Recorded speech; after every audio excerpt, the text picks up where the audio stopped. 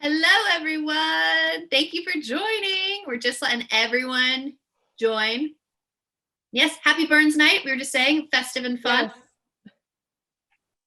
And of course, happy book launch eve to Samantha. Hooray! Woo! Yeah. Finally, after all these years.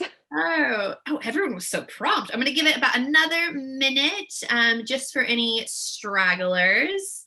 But yeah, we're so excited to have you all here with us virtually. Oh, thank you. I'm glad you feel it was worth the wait, because it was a very, very long wait and I'm still slightly embarrassed about it. It was not that long. It was 4 years. That's a really long time. And having read the book, I can confirm not only is the event worth the wait, the book itself is worth the wait. Yes, thank you. We did get Priory in the meantime, so that is true. I did at least do something in that time. I enjoy my my shrine of Samantha behind me. I was just saying I don't have my finished copy of Mask Falling. Do you want to show off how beautiful it is? Oh, isn't it lovely? I've always wanted a book that looks a bit like a stained glass window, and they delivered exactly what I asked for. I didn't expect it to be orange, though. For some bizarre reason, I had it in my head that it was going to be green. And it's like to the point where I was like putting green references in the book. Like, Paige had like a green coat and I was trying to make it thematically relevant. And apparently just all of those signs went unnoticed and they produced this beautiful kind of orange one. But I didn't think it was going to be orange because Priory was orange, So I was really shocked. It took me like 5 days to get over it. A yellowy orange as well. All right, I guess we'll go ahead and officially start. That was just a little bit of a pre-event chat. Also happy birthday to PM Freestone. She's in the chat. She's a wonderful author. She's the author of Shadow Scent, and I'm probably embarrassing her, but happy birthday. Happy birthday indeed. What a great day. Burns Night, PM Freestone's birthday, and the eve of the launch of Mask Falling. So good evening, everyone. I'm Katherine Weber.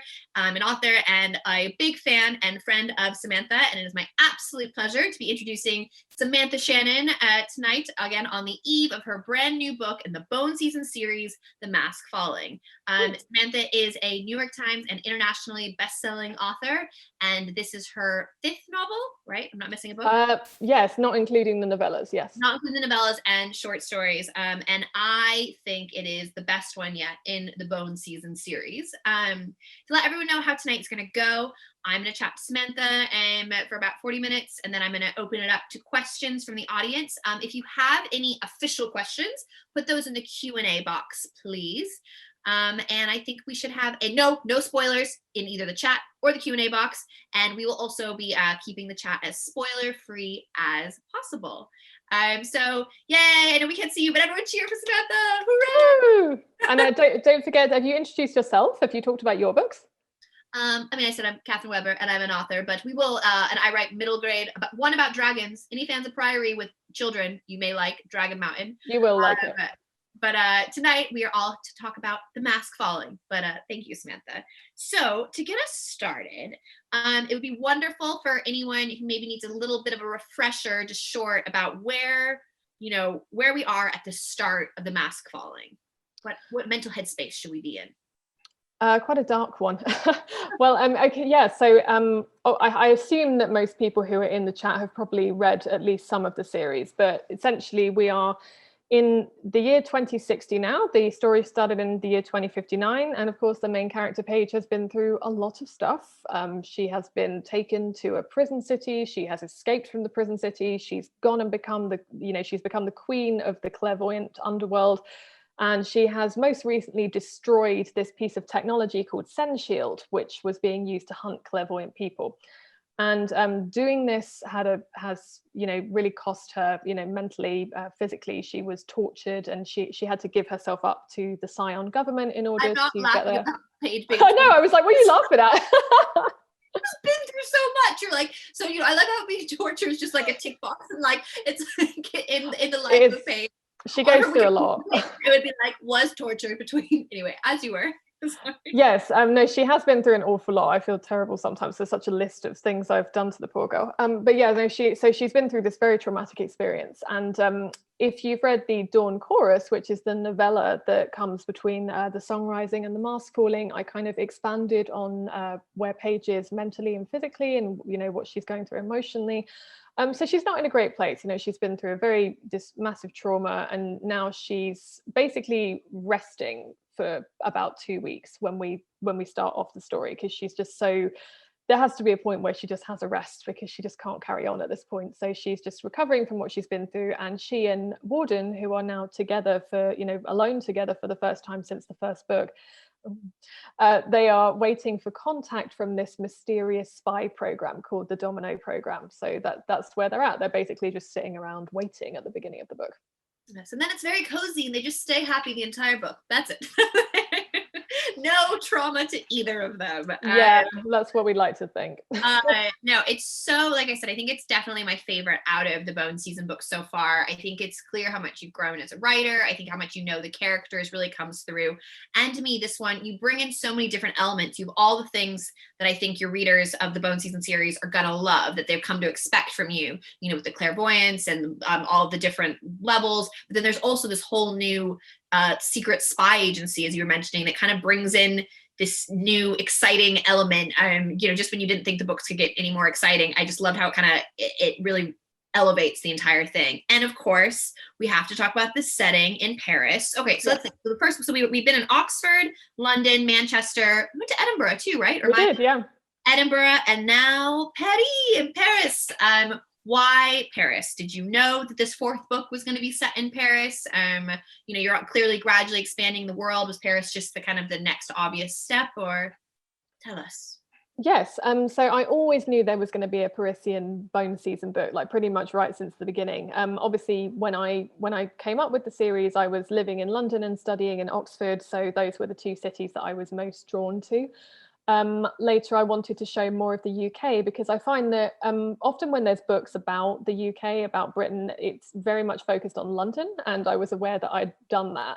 And I wanted to make sure that we showed some more of Britain. So I wanted to show Scotland, I wanted to show Manchester, because I have, my dad is from Manchester, so I was kind of excited to explore a bit of my own sort of family history there.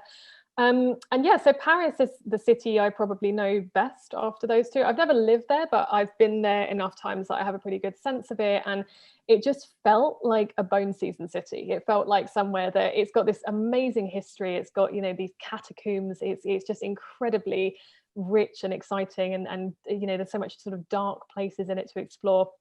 So yeah, it just felt like the natural place to go next. And actually it was, yes, it is romantic. But yeah, it was just somewhere, that I visited Paris for the first time, I think in late 2012. And there were various buildings I went to, and I was just envisioning the scenes already. And this was I hadn't even sold the Bone season at this point, but I was just imagining this place, and I was just so excited by, the possibilities. So this one has essentially kind of been cooking in my mind for as long as the Bone season has. So this is like a very special book to me. Wow. And then we all know that you are meticulous about your research. What kind of research did you do to set the book in Paris? Something I found super interesting, kind of as a follow-up question, I guess, is it's the near future, and it is fiction, so you have a lot of creative license, but you do seem to really take a lot of care to base it in real places. I know, for example, you did a lot of research into one specific venue, even looking at maps and requesting them. So you can talk a little bit about that. And then, so I want to know about the research you do, and then when do you feel you can take creative license to just say you need a pub somewhere, or like a kind of when do you feel it's appropriate to kind of bring in what you need for plot reasons? Yeah, well, the good thing is that then it's not set in like literally our Paris, so there's various things that affect the geography of Paris in this world. So first of all, it's the world of Sion is kind of retro futuristic, so it's sort of almost a bit Victorian. So in London, for example, I included slums and other places that don't exist now, but did exist in the Victorian era, and I just imagined that they were still there because of just events had just gone differently. And in Paris, there are lots of places that are based on real places, but their names have been changed. For example, So I'm not allowed, because of the rules of Scion. So we don't like monarchs, and Scion is also completely a-religious. So I have to change all street names that, you know, involve the monarchy or involve religion in any way, like anything that would be, so say you had a street called Church Street, I would have to change that to something else. So yeah, so a few buildings have changed. The building that I felt a bit creepy researching was like the leader of France's house, because that's a real place, and it's like where he and his family live. And I was like, this is so creepy. I was like, and you know, I had to give a map of his home and house in one word there. I had to give like a map of his house to the map designer and be like, oh, can you just make this pretty? But it is actually a real place. I'm just changing the names of all the rooms. So I love that so much. Do you find it helps you with the writing to have kind of like a map of a place, because then you can kind of think like almost like you're moving your characters like as if you're a director and they're the actors? Like, do you find it helpful to really be able to visualize the location before you sit down and start writing, or do you kind of draw in location as you go, like, okay, now I need a river, you know, what have you? Well, in this, if I'm basing it on a real building, I try my best to stick to the actual layout of the building, at least. I mean, with the Grand Inquisitor of France's house, I mean, I've changed a lot of the names of the offices, and I've also had to imagine some of the geography, because I couldn't really get a ton of information on like the attic area. So, and I've like invented that there's like a secret way through the walls and stuff, because I just love adding a secret passage now and again that probably isn't there, maybe. And yeah, it's similar to what I did with the Palace of Westminster in Scion, London. Like I changed it in a few different ways. Like I changed the names of the rooms, and I gave it like a creepy blood red marble floor just because it looked a bit cool. But yeah, I largely try to stick with what geography is there, and then I will just tweak it for the sake of the world building to I tailor it, I suppose. And so many of your scenes and the books throughout, they seem so I mean this in a positive, they seem so well staged. Like, it's not only, like I said, like it seems like you're like, you know, where they're moving in the space seems so deliberate. And then also in terms of like the action and fighting scenes, which I know you hate writing, but you do such a brilliant job. So I'd love to know, like, so when you're going to sit down to write a scene, and I know generally with Bone Season, you tend to write linearly, right?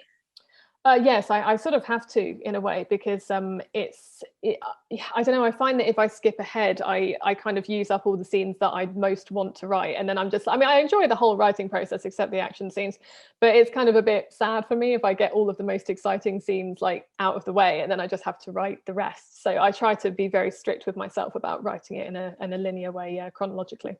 So say you're sitting down, you know what you're going to write the next day, because and you know, do you like, so I guess, yeah, so do you know exactly like, all right, this scene is going to take place in the leader's house, and I know that there's going to be a battle, or I know that there's someone's going to be sneaking in, and then it's kind of like you take your characters that you now, especially by this book, you know them so well, and you're just kind of like, okay, go, you know, does that make sense? Like how much detail when you sit down to write, do you know exactly where everyone's going to be and kind of moving the pieces, or does it kind of come more organically as in the process of actually like hands on keyboard? It's a bit of both. So I normally go into a scene, you know, knowing approximately what's going to happen, but to some extent, Paige and the other characters tell me what's happening as I'm writing. So, you know, I don't dialogue, for example, I have to really sit down and just wait for Paige to react to things sometimes. Like, it's interesting because I know her so well at this point that I love waiting to see how she'll react to a situation, because I kind of know in my head, but sometimes I'll fling her into a situation and she just doesn't act quite the way I expected her to, which I guess is nice because it means she has a life of her own to some extent. But yeah, no, I do. I normally kind of have an outline for each scene I'm writing, like, you know, in this scene, this discussion needs to happen and this needs to be the outcome. But how it actually sort of pans out can really change depending on a number of things. Yeah, I love how you say that about how Paige sometimes surprises you. That leads very nicely into my next question, which is, you know, how far in advance was the whole series planned, and to what level of detail? I know that you obviously sold it for 7 books, and then how much has changed in the writing of it? Like, as you've been going along, of course, you know, you may have had certain big key points planned, but, you know, then you work with editors on the previous books, you know, were there things that happened in book 1 and book 2 that you hadn't initially planned out that have now changed the trajectory of the entire series? You know, so just how much did you have planned, and in what detail, and, you know, what's changed along the way? It's weird because it's sort of like there's a couple of big things that have changed, but mostly it has stayed largely unchanged, which is interesting because I started writing this series 10 years ago. I started writing it in 2011 and it's now 2021. And I was also 19 when I started writing it, and I'm now 29.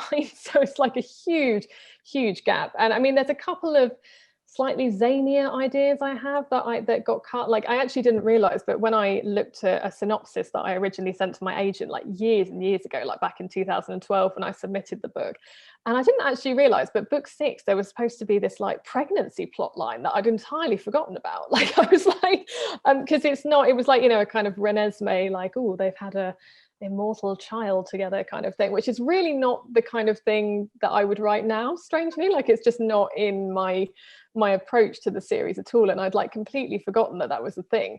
So yeah, there's obviously been a couple of big changes like that I'd actually kind of had slipped my mind, but yeah, like I was like, wow, really? Was I planning to do that? Like, that was just not, it's an error, it's not in my kind of fabric for the series now. But yeah, so it's largely, though, it has stayed the same. I mean, I've always known roughly what's going to happen in the 4th book in the series. I knew it was going to be set in Paris. I knew that it was going to, there was going to be these like 2 massive twists in it, and it was, it's going to be a very impactful book, and it was going to have this, shattering ending. So I've always known like roughly the layout of the series. I know the bones of it, but I sort of let the flesh gather as I write. So generally each book I know the destination, but I don't necessarily know exactly how I'm going to get there. And I like that. I like having that. I like leaving that room to maneuver, because, by the time I finish the series, I'm probably going to be, well, obviously I'm going to be several years older than I am now. So I'm sure my ideas will change a bit more and my writing style will change a bit more. So I do like leaving a little bit of room to change my mind sometimes. I love that. So you're over halfway through the series with book 4, which Yes. feels like a big tipping point, like it's huge. Yeah. Where we're over the halfway point now. How are you feeling about that? Are you excited? Are you a little, bittersweet to be kind of seeing that the end is in sight now? Yeah, it's a bit of both. Like, I shouldn't be talking too much. It's not like it's like the last book, but no, God, nowhere near. It's such a long series. Yeah, no, I know what you mean. Like, it's quite interesting to be over that sort of the middle now. It's like book, this is the middle of the series. Literally, book 4 is the heart of the series. So it is strange to think that from here on out, I'm going to be moving towards the end rather than moving towards the middle. And it is bittersweet. I'm kind of glad that I've got over the halfway point, because it feels like I've really made some progress, and there's now less ahead of me than there was sort of, but otherwise it was like there were more books ahead of me than there were behind me, and that felt kind of like, yeah, it just felt like I was climbing a mountain, and now I'm kind of a bit nearer the summit. But yeah, no, it is going to be really bittersweet when I finish it, though. Like, I'm actually quite scared of finishing the series, because even though I have plenty of other ideas, this has been with me for such a long time. This has been with me since I was a teenager, and it's going to be really strange, like, sort of not being able to go back to it when it's finished, because normally I'm like, okay, I have this project, and then I go back to the next Bone season book, and it's like, it's something that I always fall back on. It's like my foundation, and it is going to be really strange. So I'm glad that we're only on book 4, because I've still got 3 more books to tie up the story. But yeah, it's nice, and yeah, bittersweet is definitely the word I would use. Well, I was going to say, it's interesting you said kind of like coming back to writing Bone Season. I was going to ask, because Bone Season is written in first person, as you say, Paige so well, you're kind of growing together too.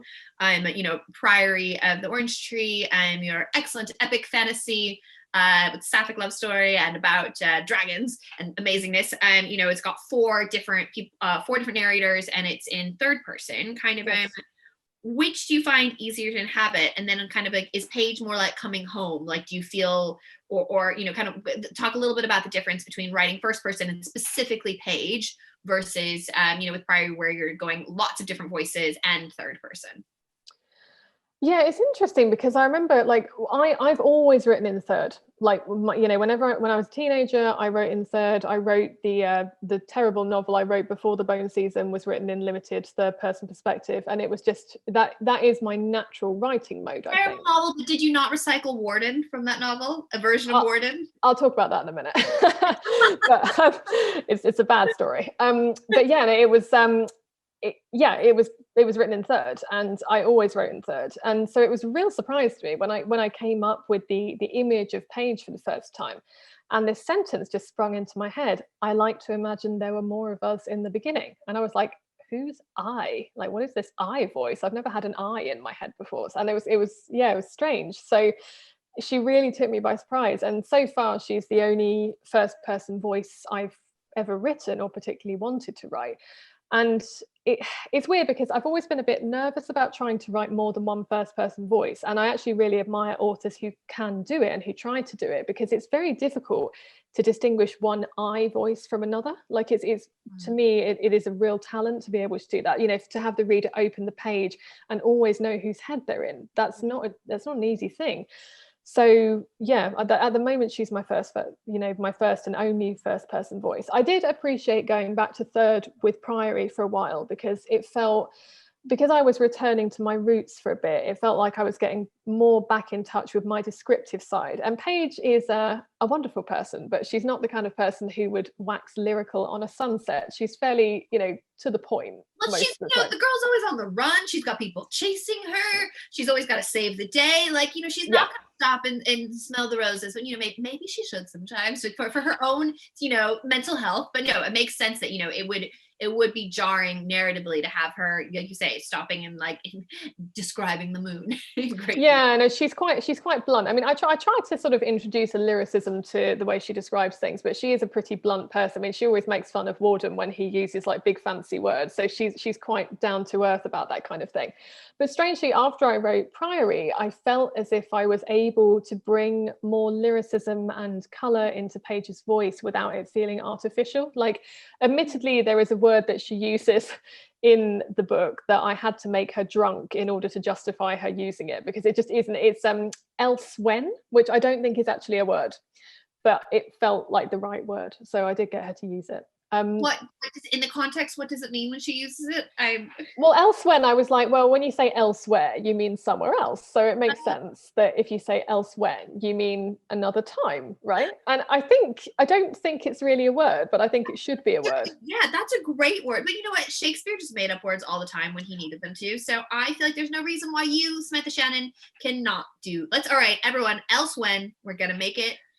It's going to be like it's a word. I think I did find like one kind of like a Wiktionary article saying elsewhere, but I think it said something like, when it just has a little bracket next to it saying rare, like no one actually uses this, you idiot.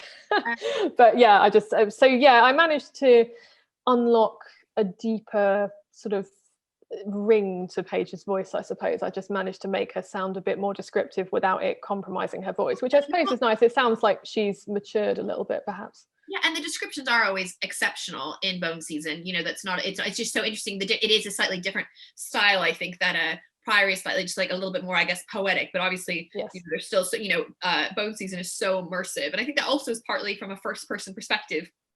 You really feel like you're living it and doing exactly what Paige is doing. And experiencing everything through her. Back to the question about, or the comment that you said you were going to talk about Warden from your previous book. Didn't let that one go.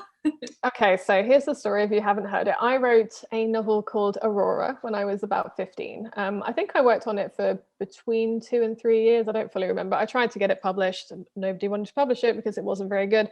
But it was where I developed some of the early ideas for the Bone Season. So I developed the idea of dreamscapes, for example, and I had a character called Warden who looked like Warden does and who had Warden's name, but really was not the Warden at all. And that is because when I was about 15, I had read a lot of stuff like Twilight, and it's not that Twilight would necessarily cause this in everyone, but I think I had this bizarre fixation. It's quite disturbing looking back on my diaries at the time, because I was obsessed with like men should be possessive and dominant and jealous, and it's very scary when I think about it, because I was like, Jesus, what if I'd actually found this guy? And it's so different than you now. That's why I'm laughing. Not like it is. I know. It's like the opposite of me now. Now I'm like, oh my God, disgusting. What do you like? This is toxic masculinity. But yeah, I really had ingested this idea of toxic masculinity, and this idea that guys had to be like really kind of aggressive and macho, and like, and now I really don't like that when I read books. So Warden was kind of like that, and it's weirdly hilarious reading back on it, because he's always growling and snarling and like shouting, and he's just so angry for no reason. But at the same time, I was like, I can see that this could be a good character if he was completely different in virtually every way. He was like, capacity. Yeah, so I sort of stripped him out of one book. I rebuilt his personality from the ground up, and now he's like the direct opposite of the guy he was in Aurora. I love that story so much. I knew some of it, but I didn't know the details about that. Actually, was where you came up with dreamscapes as well, and Yes. how much you'd shifted Warden's personality. On this quick note, when you mentioned how at that time you were obviously very influenced by kind of what you were reading and watching, I'd love to know kind of now, kind of where do you seek inspiration? And because something that I find interesting as a writer is something can be so different from what you're working on, but it can kind of like spark an idea, or is it in films, travel? I know we've spoken about how V for Vendetta is big inspiration. I think that's really, actually, I didn't realize quite how much it had influenced me until I've looked back on the whole series so far. I was like, oh look, all these masks and people wearing masks while rebelling. Yes, that might be something to do with V for Vendetta. I do love V for Vendetta a lot. I'm trying to think what else really influenced me. I suppose or music, like what helps when what do you do? Not necessarily specific influences the actual writing of the book, but what helps you refill the creative well? Definitely music. I like music without lyrics because I find that music with lyrics already has a story. So therefore I can't concentrate on my own story. So I listen to a lot of film trailer music and that kind of thing, like Two Steps from Hell and Thomas Ferguson. I have whole playlists of that. Music, sometimes TV. I don't watch a ton of TV actually, compared to most people. I mean, I've not really watched a ton of TV during the pandemic, which seems quite a rare thing. I don't really know why. I think it's just because I've been drafting so much. I've been literally like drafting from dusk until dawn. And there's something about, well, in a good way of being able to binge a box set. There's something about like a massive series. It's a little bit more of a commitment versus like watching like a 90-minute film. Exactly, yeah. So I have watched like some fantastic shows over the last few years, but yeah, so it's mostly music I use as my creative well, and other books, of course. Like I take a lot of inspiration in terms of I always aspire to be more like Laini Taylor in her writing, for example, because her writing is just so beautiful, and every single time I read one of her sentences, I'm just blown away by how gorgeous and sensory it is. And I'm always like, oh, I would love the ability to describe things like she does. So there's definitely authors that I aspire to be like them in some way. And N.K. Jemisin is another one. Like, I just love how unique the 5th season is. It's just so unlike anything I've read before. So yeah, there's lots of inspiration I take from other authors, not necessarily from the content, but just from aspects of their work.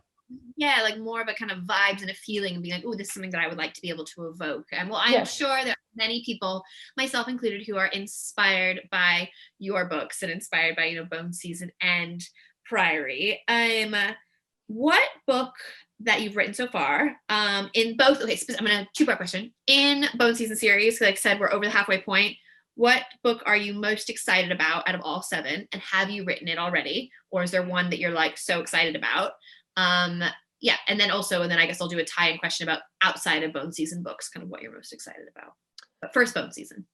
I think probably The Mask Falling is definitely up there, because I've just been so excited about people finally reading the Paris one. So good. There's so many good reveals. The twists are, oh my gosh, so exciting. Yeah, the twists are fun. There's like a scene that takes place in the Sainte-Chapelle that I wrote, literally years ago. I'm just so excited for people to read that one because it's pretty emotionally shattering, and I guess I just enjoy that. But I suppose it is The Mask Falling, just because I think that my writing has come a long way since the last book. I mean, it has been, I drafted The Song Rising in like 2016, so it has been quite a long time since I wrote it. So I think my writing's better. I think the characters are at a really interesting place. It combines all of my favorite things about the first 3 books. So we have, Warden and Paige living together from the Bone Season. We have the syndicate politics of the Mime Order, and we have the high stakes action of the Song Rising. So for me, this is like exciting because it's the end of the first arc of the series in my mind, and it simultaneously kind of pays homage to all of the things I most enjoyed about the first 3. So I just really love it for all of those reasons. And some really great dream jumping. What is Paige called again? Dream walking. I'm like dream jumping, dream hopping. No, she's a jumper, but also a dream walker. So yeah, slightly confusing. Yes, really good dream walking scenes. And something that I love that you do with Paige, that it's been since the beginning of the book, that when she is going to be dream walking and jumping into someone else's consciousness, her own body is at such risk and so vulnerable. Yes. And I think that's so clever, because it means that she's so, because that's pretty powerful power that she has. Powerful power, that's a good word, but that she has. And so it's nice because it kind of keeps her a little bit vulnerable as well. And it's really handled in an especially interesting way in Mask Falling. Would you, if you had her power, would you use, like, I would be kind of nervous leaving my body behind. Like, yeah, I mean, it's also some of the moral implications of her power. I mean, it's going to be wrestled with throughout the series, but you start to feel it in this book a little bit, like the actual moral implication of taking someone else's body and controlling them and moving them around. It's a deeply invasive thing to do. So it is a really. And I don't think this is too much of a spoiler. There is a character who Paige jumps in who's pregnant, and that was really interesting. And yeah, that was weird. Of it, yeah, I was really like aware of that as well, because I think you were pregnant at the time I was writing it, and several, I think other people I knew. Yeah, you were like, wait, what would it be accurately like? Would you notice like new in an body? Yeah, no, but it's such. My editor was pregnant as well, and I was just like, just to let you know, like, there's I don't know if this will bother you at all, but just to warn you, there's like a scene where she possesses a pregnant character. She was like, don't forget to add that her gums really hurt, because that's accurate. I was like, there's a scene where Paige describes her gums hurting. That's specifically because of my editor being pregnant. And this is a silly question, and I think it's definitely been addressed in the books, so this is just me kind of having a little bit of a fuzzy memory about it. But when Paige does jump into someone else's dreamscape, what happened? That person is just kind of they're just kind of pushed back, like they're smaller, and like they're like, where do they go? I can't remember. They sort of go to sleep, essentially. So there's this whole complex mechanics of dream walking, and like there's a dreamscape, and when you are controlling your own body, your spirit is in the middle of your dreamscape, and when Paige comes in, she kind of pushes them out of the middle, and they sort of essentially go to sleep, so they don't remember what's happening. There are a couple of instances where characters have been strong enough that they can kind of stay conscious, like in the Mime Order. There's a scene where Paige and Jackson are wrestling for control of Jackson's body, and he's like screaming at her, so she can kind of hear him screaming in her dreamscape. And like there's a scene in this as well where one of the characters is able to speak to Paige while she's possessing him. But yeah, so mostly they kind of go to sleep. Oh, so good. Speaking of Jackson, love Jackson. Is Benedict Cumberbatch still your ideal fan cast? I guess not fan cast, but it's your own book, but you know what I mean. Yeah. Jackson. I haven't really found anyone who looks more like him than Jackson. Like, he looks very visually like Jackson to me. But it's weird. I kind of struggle with fan casting my books generally. Like, a lot of you'd think that you had a really clear idea of, I don't know if you can fan cast your own books or if you have ideas for who would play your characters, but for me, I have such a clear image of them. It's quite hard to compare that to a real person. Something that I find so interesting, because I love looking at fan art. You get incredible fan art, and I just love looking at it in general. And sometimes I'll see I like follow so many on Instagram, the incredible artists who do such incredible art. A lot of people will say that they based a character's face that they're drawing on like an actress or an actor, and I always think that's so interesting. Like, so obviously it's not like someone would put in the book like, this looks like, I don't know, I've literally forgotten the name of any famous person. Gigi Hadid. It's not like they put that, but sometimes you'll see that like the artist will say, oh, face inspired by, I don't know. I just find that really interesting. It is interesting. Yeah, it's interesting to see who, like, I mean, there's this real kind of group of people, like quite a significant number of people who are convinced that Sabran must be played by Katie McGrath in Priory. Like, they're completely, like, they're very passionate about that. And I was like, yeah, why not? I mean, it's just interesting to see who gets fan cast, by the people reading the book. It's so fun. And you do have, again, on that kind of topic of fan art, and you have such an incredible community of Bone Season and Priory readers. And we live in a time where obviously you can engage and interact so much. Has there been anything, whether it was fan art or a question, has there been any kind of engagement with a reader that has maybe then influenced something later in the writing for any of your books? Not really. I try not to sort of allow the books to be kind of written by committee in a way, because if you take too much feedback, or inevitably it's going to stray a lot from your original vision. So not especially. I think this is just you as a person, but I would say the books have definitely gotten increasingly inclusive. And I don't know if that's just conscious just for yourself, or if that's from interacting with, with the community, or where that came from. It's a mix of both. So I was definitely much less conscious of a lot of things before I joined the book community, and I credit the book community to teaching me a lot, and I've learned a lot. I don't think I would be as kind of socially conscious as I am now without the book community, because there's just it is so wonderful, and that there's just so much discussion of inclusivity and diversity. One thing I have learned is that I didn't realize that Paige was demisexual until almost this point in the series, and actually thinking about it, I think it was a reader that first suggested to me that she was, because I just didn't have that language when I first started writing the series. I mean, I knew, some sexualities, obviously, Nick has been gay since the beginning, but I don't think I had any kind of consciousness of like non-binary identities. I was very much thinking within the gender binary, and I didn't really know about... The refs seem quite like sexuality fluid. Just they are. Yeah, no, they are 100%. They don't really all of them. they don't evil ones. Yes, no, I think they're all interesting, certainly. But yeah, they think in a very... They don't really have a sense of different sexualities or different... They don't really think about gender and stuff. They're quite outside of the categories that we usually think within. But yeah, so I didn't realize, but I think a reader said to me once, like, is Paige demisexual? And I looked into it and I was like, oh, actually, I think she is. But I hadn't realized that was a specific sexuality. I thought it was kind of normal for people to only feel attraction once they knew someone. Like, I've obviously the idea of first love and love at first sight and things like that, I had never personally related to those, and it just didn't occur to me that was a thing with its own name. So I think it may have been readers that sort of made me realize that, actually.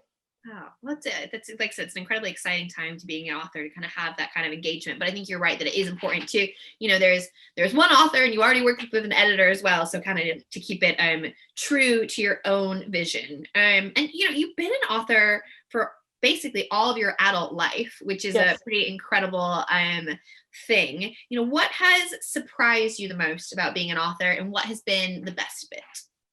And this is across your whole book, across Bone Season and Priory, and in everything in between. Well, the best bit is getting to meet readers, which always, it sounds silly, but it surprised me because I've always been an incredibly shy and introverted person. And I was always a bit worried that I would not be a very good, because you have to be, it's strange being an author because you have to be an intensely private person. You have to be able to sit and write for hours or days or weeks at a time. But you also, in a way, have to be a performer. You have to sell your book, and you have to do talks and articles and interviews and meet people. And I was always really afraid I was going to struggle with that. But actually I'm fine with it, and I love meeting readers, and I love going to conventions, and it's something I've really, really missed for the past year. So yeah, that's probably been my favorite thing about it. And also the fact that you get to be, the fact that I've been translated, and that people have taken my words into languages I couldn't speak, and audiences I couldn't otherwise access. Yeah, so I think that's been my favorite thing, and the most surprising thing in a way. Oh, I love that. That's excellent. Well, on topic of readers, I am going to go to Q&A because I want to make sure we have plenty of time. Although I do have to ask, I don't know if anyone here also saw Samantha's event the other day with author Melinda Salisbury, who just announced her very exciting nonfiction almanac, which I'm very excited about. Yes. But I know Mel asked you a very fascinating question, which you didn't answer. So I'm going to ask again, if the refs have nipples, specifically Warden. Discuss. I am not telling you. I've literally made a point out of this now. You are free to imagine whether Arcturus has nipples or not. Does your Warden? To film or a movie, like, you're gonna have to say they have nipples, or are they gonna be like Aladdin from Aladdin, nippleless? It is you're gonna have to share it at some point. I forgot they don't have nipples in Aladdin. Just Aladdin, I don't know about the other characters, which Aladdin's are the only ones we don't see. That's it's kind of like a Ken doll, I think, is what Mel was imagining. So I will confirm that they do not have belly buttons, because they were not born from a womb, and they were never attached to an umbilical cord. And you find this out in book 4 because we see shirtless Warden. But yeah, I'm not telling you if they have, because Mel's embarrassed me. Shirtless Warden it's not like he's just wearing like a little belly tank. Yeah, but like when in a book, when in like, I mean, I don't know, I don't read much romance, so maybe this goes on in romance, but like maybe when in a book do you see a male character and the character's like his nipples stood up in the breeze or whatever. It's just not, so it didn't feel appropriate to mention it. So I was like, I was aware of it when I was typing it. I was like, shall I say if he has nipples or not? But I'm just going to leave it as a mystery. It is a mystery for us all. Got to keep a little bit of mystery in there. I'm now imagining Warden with nipple tassels to add to no. Oh god. No. Anyway, I feel like we've only got. I want to make sure we have audience Q&A, but thank you, Mel, for inspiring that question. I think it's one that you should be asked every event. I think I want people to ask it for the rest of the series, and then maybe at the end of the series I will reveal whether or not Warden has nipples, and it can be a real thrill for everyone. Oh yeah, I agree. All right, on to our audience Q&A. Kate Tapscott would like to, she's a very nice comment. She says, one of the things I love most about your books is how you drop so many clever little hints and secrets along the way. I've heard a lot about the traumatic ending of Mask Falling. Are there any hints in earlier books to allude to big secrets that haven't been picked up on? If you could do that in a non-spoilery way, are there any kind of key things that happen in the first 3 books that are going to be really the reader will, by the time they reach the end of book 4, they'll be like, oh my God. Oh yeah, no, the end of book 4, 100%. Like there's a lot of clues I dropped, especially in the first book, that is finally going to be wrapped up in this book. And I've seen readers who have guessed it correctly, so I'm sure they're going to be vindicated. But it's something, it's like a secret that I've kept for the last 3 books, and I've always thought like, our readers going to be guessing it if I made it too obvious. So yeah, there's like sort of, I think there's like 2 pretty major reveals in this book that have been built up from the first book. I'm actually quite proud of that, because considering I wrote that 10 years ago, the fact that I've managed to seed that over that much of a long time, I'm quite proud that I managed to pull that off, because it was quite a nerve-wracking experience. Like I reread the first book recently, like just because it's been quite a long time, and I was kind of going through checking that the seeds were blossoming and that I knew when they were going to blossom. So yeah, you will definitely see some things resolved in this book. It ties off quite a lot of loose ends, not all of them. The great big secrets at the heart of the series have yet to be revealed, but you will definitely see some of them come to fruition. Some exciting bits. Paulina would like to know if there's going to be a novella before the release of book 5. I think probably yes. I've even come up with a provisional title for a novella. I'm hoping that there's not going to be such a massive gap in the series this time, fingers crossed. But I think that there is going to be a need for a novella, I would say. I only tend to do them if I think they're necessary, or that they're going to really add something. But I think probably yes. Shelley is saying that she's new to the genre and that yours was a fabulous series to start off with in it. And who's your favorite author and what series should they read next? And I'm saying definitely Prior of the Orange Tree, because you like Bone Season, even though the story is very different. You're in good hands with Samantha as a fantasy sci-fi writer. Oh gosh, I love so much fantasy that it's so difficult to narrow it down. I will definitely say Laini Taylor. I'm such a fan of her books.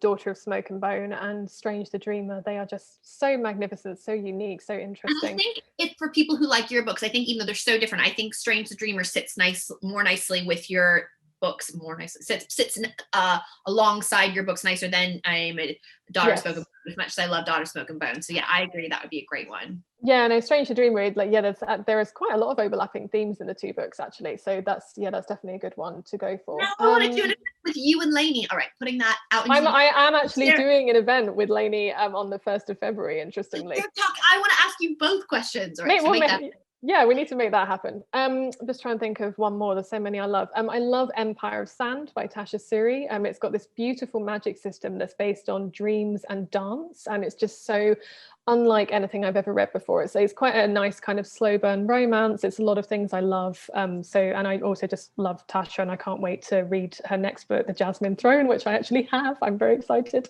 It looks amazing. Yeah. I'm all right. Charlotte has asked, have you ever considered doing tour guides of your story locations? Every time I go to Seven Dials, I try and find locations you mentioned in the book, and would love to be able to do this for other locations such as Paris, especially if you've changed some street names. I love that. I have thought about it, but I've always been a bit scared, because like I've kind of slowly built my confidence over the years, but I don't know if I could run a tour without getting too nervous. you running the tour, but could you write like, would you write something being like, write something? I think the question is specifically asking about writing, but also I would love for you to lead a tour, and I'm sure a lot of people would. Like, would you write a little like, go here, then go here, and have a croissant and think about Paige? I did write one like years ago. I've got like this very vague memory kind of flickering in the back of my mind, but maybe I should do that. Maybe I could do that. That's a good idea. It's excellent idea. All right. This person has a specific question, but I'm going to go ahead and ask it, everyone. She asked a question about her favorite character or his favorite character from the Song Rising, Hildred Vance. And if you just say what it was like developing them as an antagonist and whether we'll be seeing them in future series. Interesting. I don't get asked about Hildred a lot because she's very Song Rising specific. Like, she's not in the previous 2 books, and she's not in the Mask Falling either because she's kind of out for the count at the moment. But yeah, no, she was really fun to develop. Like, I'm always very interested in developing convincing, interesting female villains. So Nashira is obviously one of them, and Hildred Vance. I wanted her to be very kind of calculating, and I love the idea of a villain who finds your weaknesses and exploits them. And I really enjoyed kind of her cat and mouse game with Paige. But yeah, it was always really important to me that I had this kind of quite stoic, emotionless military figure who happened to be female. And yeah, I kind of loved hanging out with her for a while, as awful as she was. You do amazing baddies. I love your baddies. And you do really badass female baddies as well. I love Nashira. I've loved her from book 1. I know she's the worst, but I love her. She's the worst, but she's, she thinks that what she's doing is right. Obviously, the point of villains, obviously, is that they're the heroes of their own stories a lot of the time. So, and she really is quite convinced that she's doing the right thing and Paige is the villain. So that makes her interesting to write. Rebecca Taylor would like to know what made you go from the Victorian era when you decided to do alternate history. So the reason I chose 1859 was actually because of a specific event where there was this massive solar storm, and it was so bright and so, like, basically there were all these auroras that came out of nowhere, and they were so bright that some people in the middle of the night thought it was day. Why your first book was called Aurora? No, actually, separate reason. I said there's a lot of auroras. I was like, anyway, carry on. I mean, I love auroras. It's like the one thing that, is on my bucket list that I desperately want to see, the Aurora Borealis. I'm really hope I can one day. But yeah, so that was the reason I chose it. And it was actually the first question my agent asked me when I went to see him in London. It felt like a test question because he'd just read the Bone Season. He was obviously interested in representing it. And he was like, so, why 1859? And I sort of reeled off this answer about the solar storm, and he just looked at me and he was like, good, yes. Okay. But yeah, I wanted there to be a real life event that I could use as the trigger for the alternate universe, just because it felt like it grounded it a bit more. Like, often even when I change history, I try to find points at which the history is real. So there's actually a story in The Mask Falling about the creation of the Parisian clairvoyant syndicate, and I used a real story I found about Marie Antoinette, and it was just this little tiny anecdote, but I loved it so much, and I used it as the foundation for the fake history, but it was a real thing.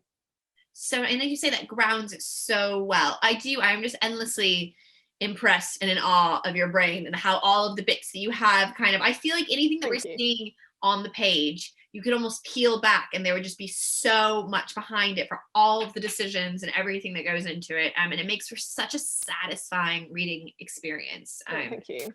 Which I love. And we've got Anne Schaefer said, thank you for the event. Could you go a bit more into what you said about knowing Paige and your characters so well that you start waiting for them to react to things? How do you go from an idea to a character to the point where you know them intimately? That's a good question, because obviously when you first started writing Paige, it's not like you would know. No. And she's changed too.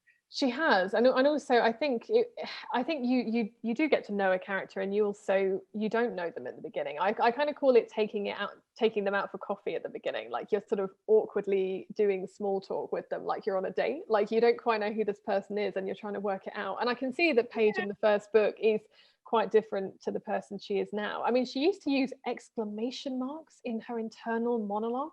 Like, what the hell was that about? Like, what I found that in the Bone Season. I was like, ew, what's that? An exclamation mark in her internal thoughts. She doesn't do that. But yeah, so at the beginning, you're kind of playing with a character and seeing how you want to develop them. So the first book to me is sort of a test it was a test for Paige to see who she was. And then, yeah, I guess some of knowing who she is to do with what she's been through. So something that's really important to me is that I try to make sure she has logical reactions to things that she's experienced, and that I really give some time to what she's been through. So she has like 3 bad experiences with water in the song Rising, and that means that in the 4th book I had to develop that and think about the effect it would have on her. So she has aquaphobia now, and she's petrified of going near water. So yeah, I try to think about how her experiences would mold her as a person and how she would react to things. And yeah, I guess I feel very privileged that I have been able to sit with this one character for such a long time, because it means that I can layer her over years and over multiple stories, and I can really build her into this person that readers know so well because they've been on such a long journey with her.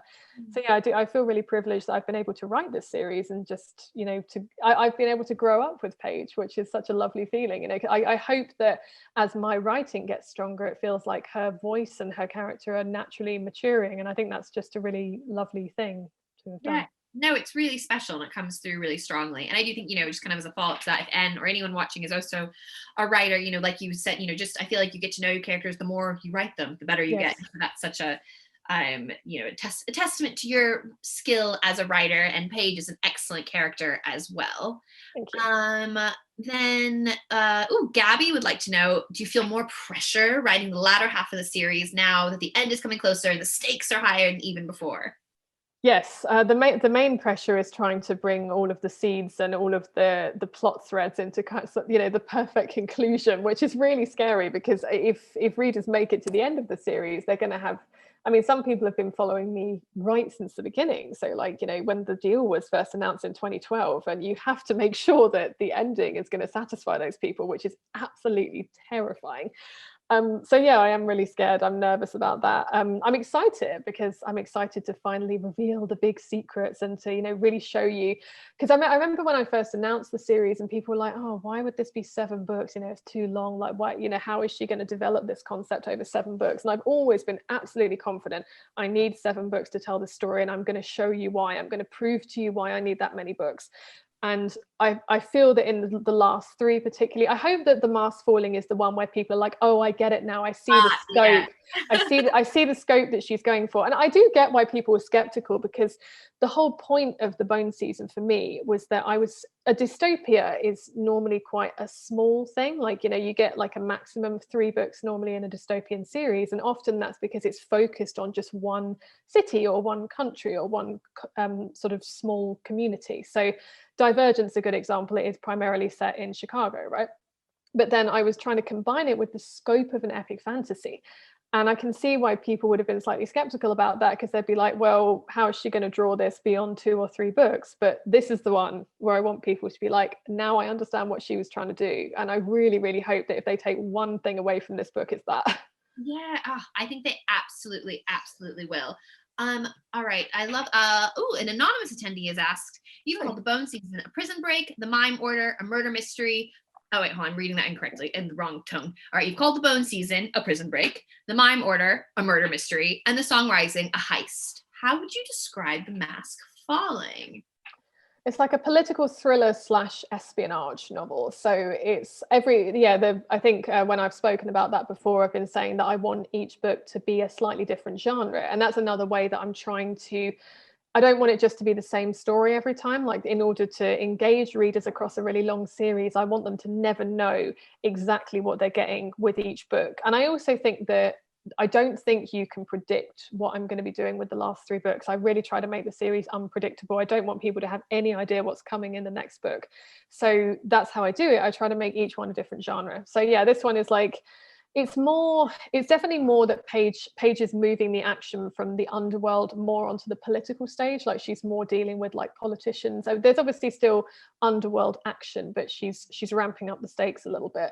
And also she's dealing with this new sort of new faction, which is the Domino program, this mysterious sort of network of spies. I love that whole, like you said, the espionage element is just so it feels really distinctive from the previous books in a really exciting way. Yeah, well, I really wanted, it was important to me to introduce that because I remember I read about the female spies of World War II, and they were just so fantastic, and a lot of people just don't know anything about them, and I really wanted to do something like that with the Bone Season, and kind of I really took that to heart when I read about them. I thought it was fascinating. Oh, so it's so good. This question is, and I apologize if I mispronounced this, Sanche P, and they would like to know, is there a way in which you need to prepare yourself before writing a very emotional scene, or you just jump in? Um, Gosh, yeah, that's an interesting question. I do sort of mentally prepare for it, and sometimes I will, because I'm now so connected to Paige, I kind of play out the scene in my head as if from Paige's perspective. And sometimes I do make myself kind of cry or get really upset because I'm feeling I try to feel exactly what she would be feeling in that moment. So I do, yeah, I think that's the main way I prepare for it. I sort of do like a run through in my head. It's like a rehearsal for a play. I try to think about where the character is going to be standing and what exact tone of voice they're delivering things in so that I can describe that. So yeah, that's probably the main way I prepare for it.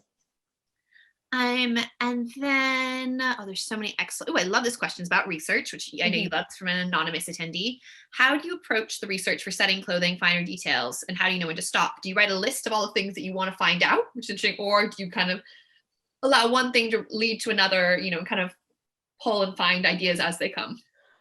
A bit of both. So when I go into researching a book, I often do have a list of things I feel that I need to know before I start, but often I let the narrative inform my research. So I think the problem is with research is that you can go so far into a rabbit hole that you just never actually start the story because you're trying to find every single detail, and inevitably you just end up finding things you don't really need to know and the reader doesn't need to know.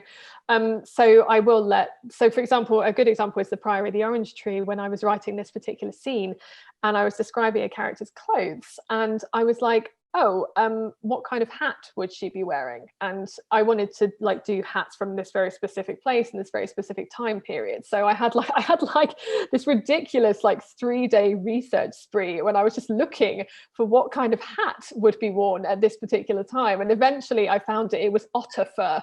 But I had to be, if I'd done that, I needed to have the narrative tell me that I needed that information before I went looking for it. I had to get to the moment where I was describing her clothes. To include it. Oh, this is amazing. I do love your level of detail, and I think that's a good, I think that a lot of people could get really sucked into doing too much research and never writing. But I also think, you do a perfect job of, in making your whole world and everything seems so real and developed. Where did this go? There was another one that from, again, I apologize for mispronouncing potentially. Iridonis, do most ref just find humans fleshy, weird, and gross? Yeah, kind of. Well, the problem is that the Rephaim have been told that if they touch humans or go near humans, then they're essentially going to catch mortality. But I tried to think about how an immortal might see us and our world, and I was like, it is kind of gross because everything's dying. We're dying as soon as we're born. We start dying. The plants are constantly dying all around us. We're using fossil fuels which are made out of dead things. Everything around us is dying, and we're surrounded by death. And I was like, actually, to an immortal, that would be really, really disgusting, wouldn't it? So I was like, so that's what I based the Sargas's doctrine on. And obviously some Rephaim don't believe that, but a lot of them have unfortunately bought into this indoctrination. So yeah, unfortunately a lot of them do think like that. Oh, so excellent. All right, we've got time for one more question, I think, and there's already so many amazing ones, so I apologize if you didn't get to yours. I'm sure some people will probably get to maybe ask you on Twitter. All right, so last question from Alicia Daniels. You are my inspiration. Bone Season was the first book I ever read outside of school curriculum and got me into reading. That's amazing. You asked Instagrammers what color our aura would be if we were clairvoyants, and what color would yours be? I think probably red, it sounds incredibly arrogant putting myself at the very top of Jackson's spectrum, but I just really like the color red. So that's the only reason. Oh, excellent. I love that. I love the idea of there's just so many levels. I love the idea of the dreamscapes. I do want to wrap up. So thank you so much, everyone, for joining us. I'm sorry if I wasn't able to get to your question. There were so many brilliant ones. I hope you've all enjoyed it. And I can't wait to see what everyone thinks when they read the new book. And the mask falling is incredible. So huge congratulations, Samantha. I'm so proud of you. and I know your readers are going to love it. Thank you for coming, everyone. It was so lovely to spend the evening with you.